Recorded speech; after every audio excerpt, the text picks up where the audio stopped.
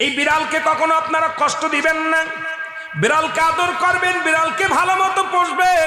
বিড়াল যদি কোনো জাতির জন্য দোয়া করে, কোনো গৃহস্থর জন্য দোয়া করে, ওই সংসারের মধ্যে উন্নতি শুরু হয়ে যায়।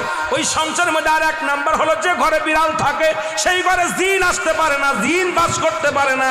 আর একটা ঘোষণা শুনেন, নবীজি বলে গেছেন, যে ঘরের মধ্যে বিড়াল ছানা বাস করে ওই ঘরের মধ্যে জিন জাতি প্রবেশ করতে পারে না। তাহলে ছোট ছোট মাসুম বাচ্চাগুলো যে ঘরের মধ্যে থাকে, মুসলমান অনেক সময় জিনের আশ্রয় পড়ে যায়, অনেক সময় জিনে আসর করে, ওই ঘরের মধ্যে জিনে আসর করে। যে ঘরের মধ্যে বিড়ালকে আদর করে বিড়াল থাকে, ওই ঘরের মধ্যে বিলাই বিড়াল বিড়াল বিলাই বিলাই, এইটা যার ঘরের মধ্যে আছে, এই ঘরের মধ্যে দুষ্ট জিনেরা আসতে পারে না। জোরে জোরে চিল্লায় বলা যাবে না মারহাবা। একবার নবী সুলাইমান আলাইহিস সালাম শুনতে পাইলেন, পাশের বাড়িতে একটা কুকুরকে কষ্ট দিয়ে বিষ